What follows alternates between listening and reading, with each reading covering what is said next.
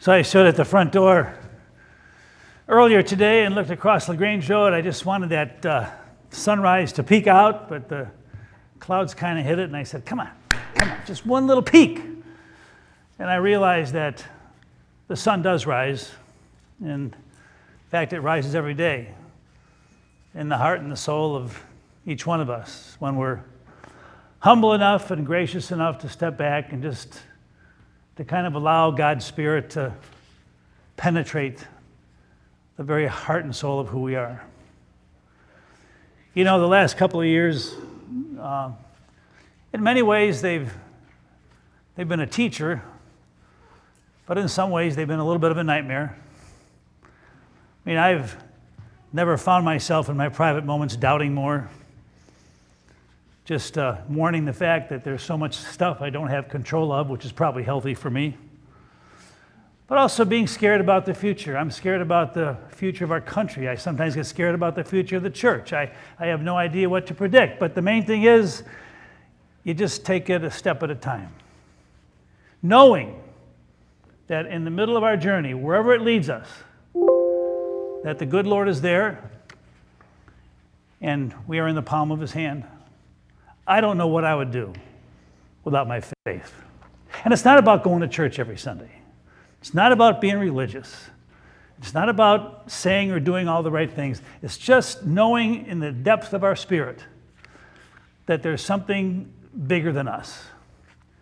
It's like those words that I just think of so often, where God says, be still and know that I am God. Don't pretend to have all the answers. Don't pretend to be in control. Don't pretend to be anybody but who you are. Just know that you're you and I'm God, and somehow we'll get through this journey together. I realize that there's a lot that's wrong with the world. You know, every time I see those pictures of Russia and the Ukraine and the tanks, I shake, because I just want the world to be at peace. And I don't know how you feel, but you know, just the cost of paying for stuff now.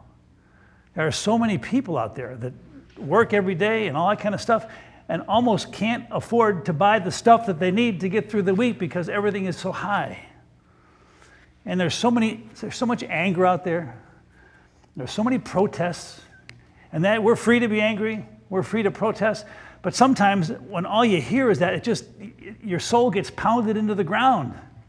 And you say, I want to be happy again.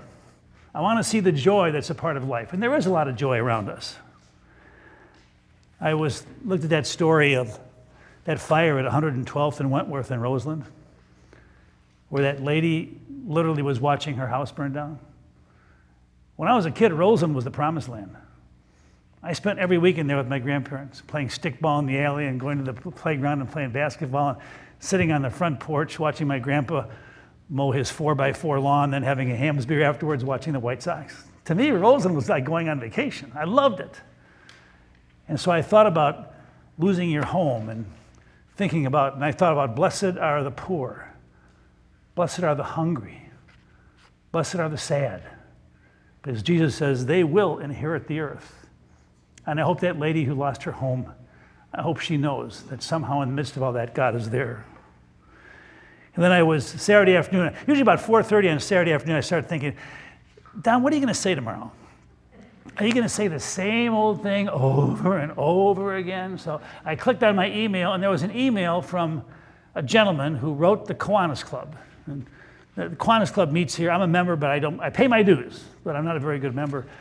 But he wrote about a guy in his church who's a veteran and has a family and is a hard worker, but he's had some health issues and he hasn't been able to work on a regular basis. And he finally was able to get all his bills paid, and then his car broke down and he needed $1,000 to fix his car. And so he asked Kiwanis, is there any way you can help this hard-working veteran guy who is trying his best to stay on top of things? And we all voted yes, of course.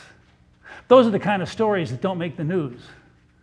But so often, in the middle of all this, there's individual people, and maybe it's you, that just struggles to make ends meet. And somehow it's important to know that the good Lord is there. Maybe not making it all right, but giving you the strength to get through it. I think of Maggie, I think of JJ. I think of all the people that just go through a tough time and just hoping that they know that somehow we're in this thing together. And then I hear those words that Kathy just read. But those who wait for the Lord shall renew their strength, and they shall mount up with wings like eagles. They shall run and not be weary. They shall walk and not faint. Teach me, Lord, to wait. Today I'm thinking of some good stuff. I'm thinking of Crystal, who you met just a few minutes ago. Crystal, special needs, developmentally delayed. She's been at Heartland for over 30 years. That's her home. And we just love having her here. She's so gracious. She's so humble. She takes joy in helping you with the dishes, holding some little baby in her lap, being nice to Quentin. She says thank you. She does all those things, and I'm thinking to myself, exactly who is developmentally disabled? Maybe not her. Maybe it's me, because all those things that I so often take for granted, she exudes without even trying to. It's just a part of who she is. And I think of the Olympic spirit. You know, politics aside, the Olympics is about competition. It's about the Paralympics, which will follow in about a week or so. It's about the guy with the one leg who's going to be going downhill skiing. It's about that 40-year-old who, after 5 Olympics, finally won a medal. It's about succeeding, it's about failing, but it's about giving your very, very best. And it's not about winners and losers. It's about the spirit that unites us. Then, of course, there's the Super Bowl. Anybody got tickets for that, baby? You know? But my buddy from Hawaii yesterday sent me a video of the Star-Spangled Banner from about 12 years ago, I think. And in that video, the choirs of all the branches of service sang the Star-Spangled Banner in the middle of the field. Trumpets and flags. And they panned all the players standing around the field, and all these people just crying and saying, God bless America. And then the Blue Angels flying over the field. I mean, I just got chills. And I said, let's do that today. Because in that picture, for just a moment, our nation stood still, and the flag spoke, and the Spirit waved, and somehow we all came together. That, to me, is what life is all about. And so, yeah, the Super Bowl is today, and Valentine's Day is tomorrow, and the Olympics will end soon. But the Super Bowl and the Olympics that really count is the way you and I live our lives every day. And it's that spirit that brings us together. Amen.